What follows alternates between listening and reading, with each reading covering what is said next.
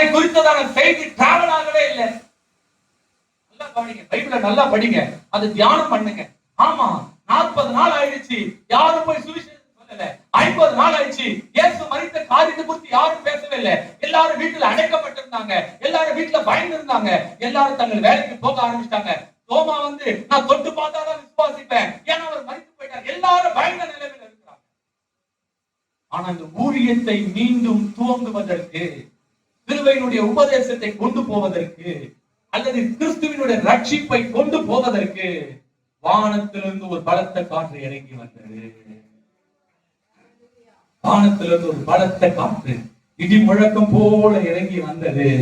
இறங்கி வந்து துவண்டு போய் உட்கார்ந்திருந்த, அடுத்த லெவல் என்னன்னு தெரியாம, அடுத்த காரியம் என்ன பண்ண போறோம் அப்படின்னு தெரியாம இருந்தவங்களை அடுத்த கட்டத்துக்குள்ள கொண்டு போவதற்கு பரிசுத்த ஆவியானவர் அவர்கள் மேல ஊற்றப்பட்டார்.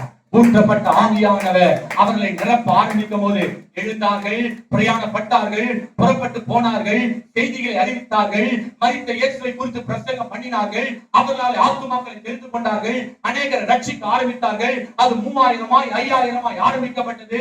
ஒன்றுமில்லாத பேதுரு நிலைப்பட்டு சொந்தமாகக்கூடிய வல்லமையை பெற்றுக் கொண்டார். ஒன்றுமில்லாத அப்போஸ்தலர்கள் வல்லமையான ஊழியக்காரர்களை மாற ஆரம்பித்தார்கள். அவருடைய அடுத்த கட்ட பரிசுத்த ஆவிக்குள்ள ஆரம்பிக்கப்பட்டது. பரிசுத்த ஆவியானவர் வந்த உடனே அவங்க வாழ்க்கையின் தரிசனங்கள் புரிய ஆரம்பித்தது, வழிகள் தெரிய ஆரம்பித்தது, பாதைகள் தெரிய ஆரம்பித்தது. புறப்பட்டு போனார்கள். இந்த பூமியில இதுவரைக்கும் இந்த சோழிகள் ரட்சிக்கப்பட்ட ஒவ்வொரு ஆத்துமாக்கள் உட்பட அது அன்றைக்கு ஆரம்பிக்கப்பட்ட முதல் அடியாய் அது காணப்பட்டது.